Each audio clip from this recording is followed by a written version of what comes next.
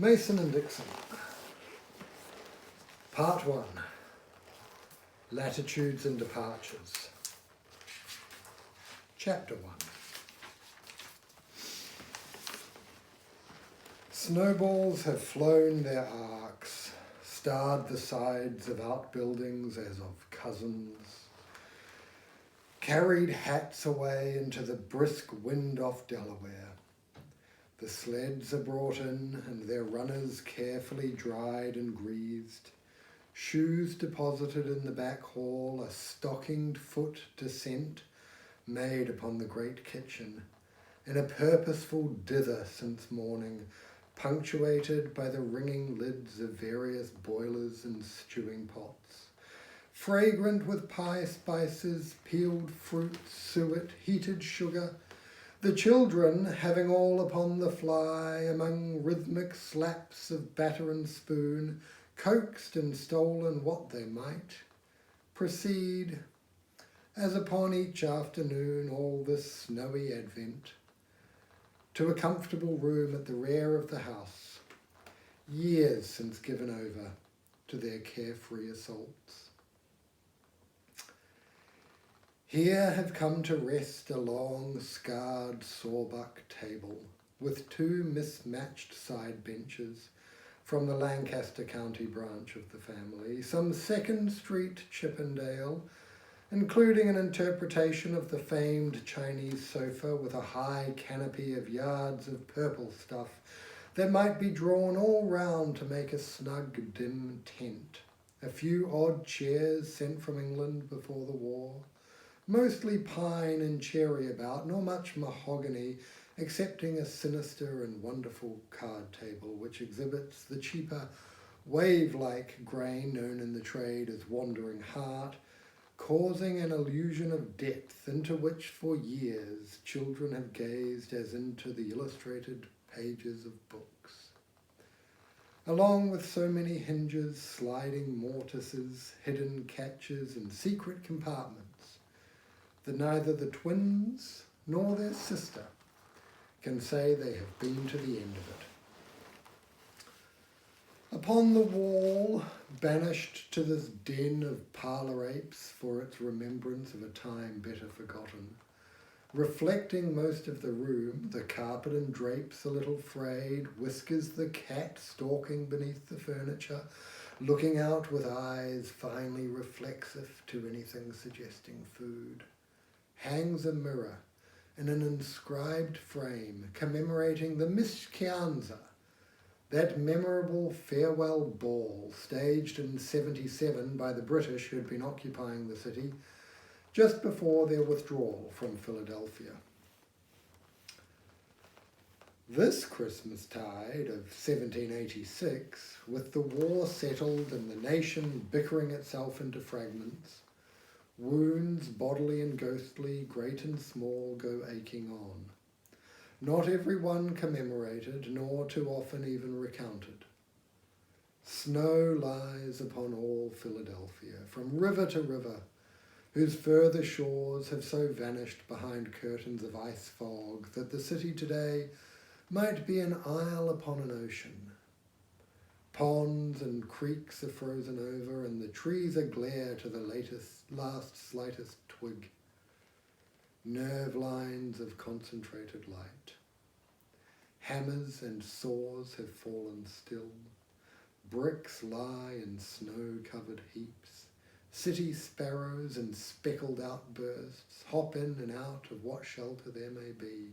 The nightward sky, clouds blown to chalk smears, stretches above the northern liberties, Spring Garden and Germantown, its early moon pale as the snowdrifts. Smoke ascends from chimney pots. Sledging parties adjourn indoors, taverns bustle. Freshly infused coffee flows every place, borne about through rooms front and back, whilst Madeira, which has ever fuelled association in these parts, is deployed nowadays like an ancient elixir upon the seething pot of politics. For the times are as impossible to calculate this advent as the distance to a star. It has become an afternoon habit for the twins and their sister and what friends, young and old, may find their way here, to gather for another tale from their far-travelled uncle, the Reverend Wicks Cherrycoke, who arrived here back in October for the funeral of a friend of years ago, too late for the burial as it proved, and has lingered as a guest in the home of his sister Elizabeth, the wife, for many years, of Mr. J. Wade Lespark, a respected merchant active in town affairs, whilst in his home, yet sultan enough to convey to the Reverend, though without ever so stipulating, that for as long as he can keep the children amused, he may remain. Too much evidence of juvenile rampage at the wrong moment, however, and Boppo. 'Twill be out the door with him where waits the winter's block and blade. Thus they have heard the escape from Hottentot land, the accursed ruby of Magog, the shipwrecks in Indies east and west, an erotic web of adventures and curiosities selected, the Reverend implies, for their moral usefulness whilst avoiding others not as suitable in the hearing of youth. The youth, as usual, not being consulted in this. Tenebrae has seated herself and taken up her needlework, a piece whose size and difficulty are already subjects of discussion in the house, the embroideress herself keeping silence upon this topic at least.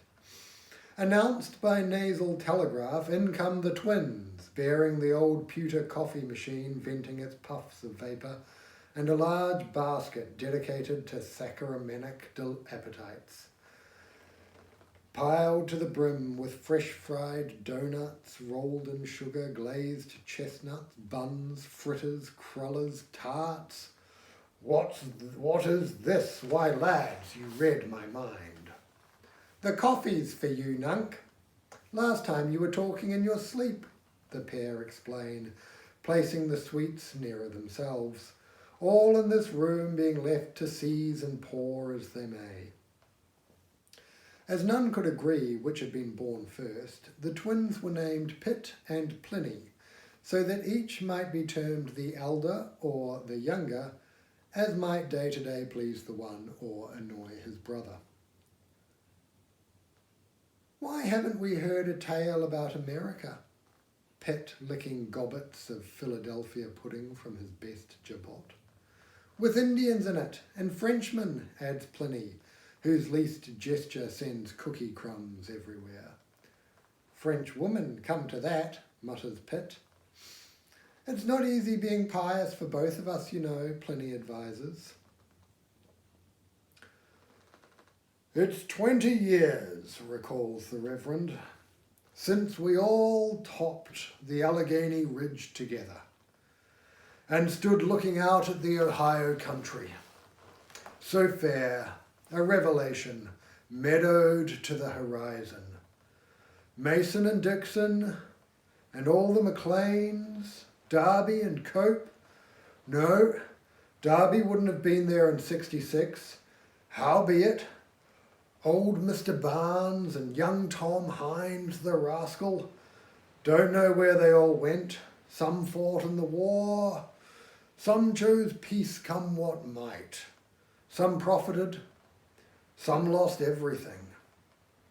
Some are gone to Kentucky, and some, as now poor Mason, to dust.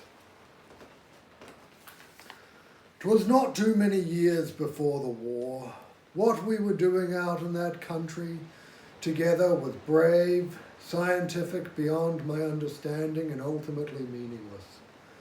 We were putting a line straight through the heart of the wilderness, 8 yards wide and due west, in order to separate two proprietorships granted when the world was yet feudal, but 8 years later to be nullified by the War for Independence.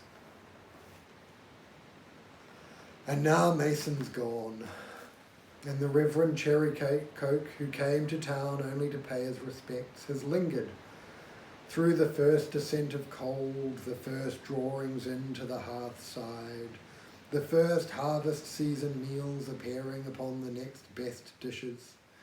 He had intended to be gone weeks ago, but finds he cannot detach. Each day among his devoirs is a visit, however brief, to Mason's grave. The verger has taken to nodding at him.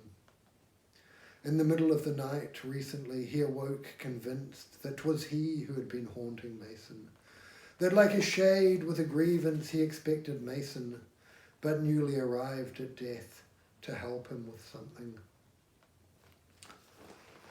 After years wasted, the Reverend commences, at perfecting a parsonical disguise, grown old in the service of an impersonation that never took more than a handful of actors' tricks, past remembering those yearnings for danger, past all that ought to have been but never had a hope of becoming, have I beached upon these republican shores, stoven, dismasted, imbecile with age, an untrustworthy remembrancer, for whom the few events yet rattling within a broken memory must provide the only comfort now remaining to him.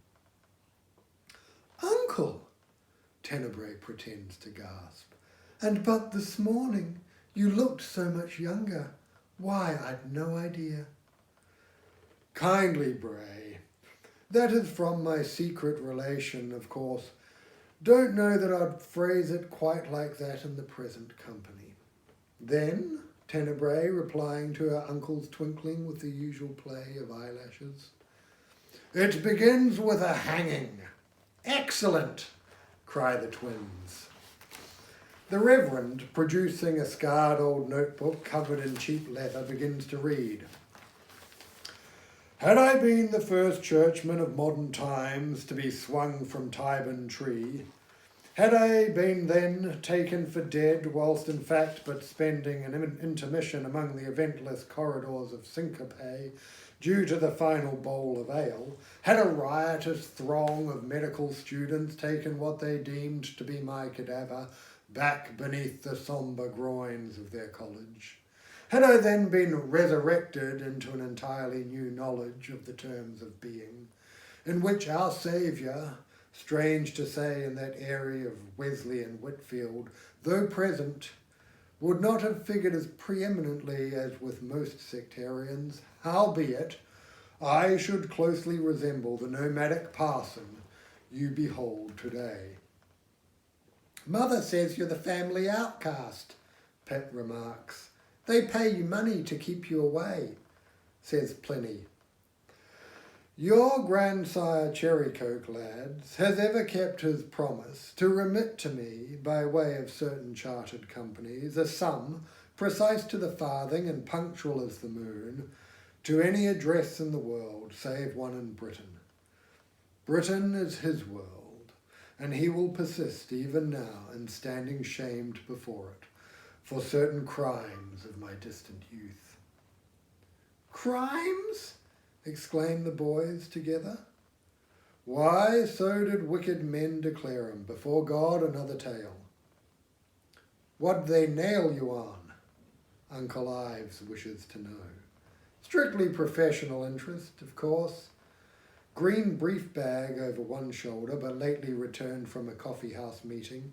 He is bound later this evening for a slightly more formal version of the same thing, feeling here with the children, much as might a coaching passenger let off at nightfall among an unknown populace to wait for a connecting coach, alone, pedestrian, desiring to pass the time to some revenue, if not profit. "Along with some lesser counts," the Reverend is replying, "'twas one of the least tolerable offences in that era, the worst of Dick Turpin seeming but the carelessness of youth beside it. The crime they styled anonymity. That is, I left messages posted publicly but did not sign them. I knew some night-running lads in the district who let me use their printing press. Somehow what I got into printing up were accounts of certain crimes I had observed, committed by the stronger against the weaker. Enclosures, evictions, assize verdicts, activities of the military.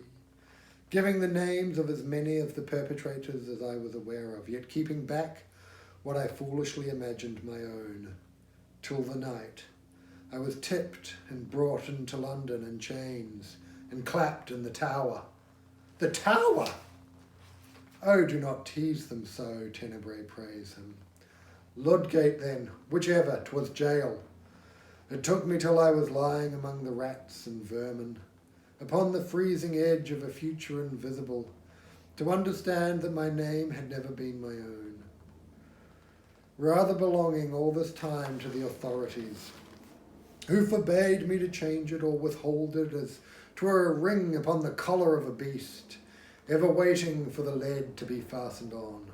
One of those moments Hindus and Chinamen are ever said to be having, entire loss of self, perfect union with all sort of thing, strange lights, fires, voices indecipherable. Indeed, children, this is the part of the tale where your old uncle gets to go insane, or so then, each in his interest, did it please everyone to style me. Sea voyages in those days being the standard treatment for insanity, my exile should commence for the best of medical reasons. Though my inclination had been to go out aboard an East Indiaman, the Reverend continues, as that route east traversed notoriously a lively and youthful world of shipboard dalliance, gale force assemblies and jewels ashore, with the French fleet a constant for some romantic danger, like pirates yet more polite, as the ladies often assured me. Alas, those who controlled my fate, getting wind of my preference at the last moment, swiftly arranged to have me transferred into a small British frigate, sailing alone upon a long voyage in a time of war, the Seahorse, 24 guns, Captain Smith. I hastened into Leadenhall Street to inquire. "Can this be objection we hear?" I was greeted. "Are you saying that a sixth rate is beneath you? Would you prefer to remain ashore and take up quarters in Bedlam? It has made a man of many in your situation.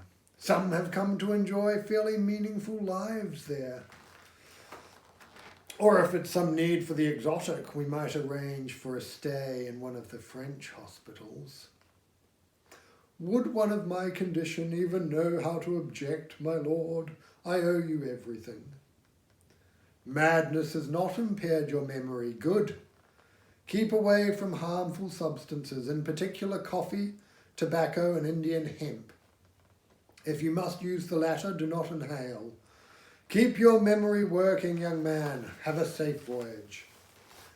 So, with this no doubt well-meant advice finding its way into the mid-watch sounds of waves past my sleeping place, I set sail upon an engine of destruction, in the hope that eastward yet might dwell something of peace and godhead, which British civilization, in venturing westward, had left behind. And thus was consternation the least of my feelings when, instead of supernatural guidance from lamas old as time, here came Jean Crapaud looming, 34 guns worth of disaster and only one lesson.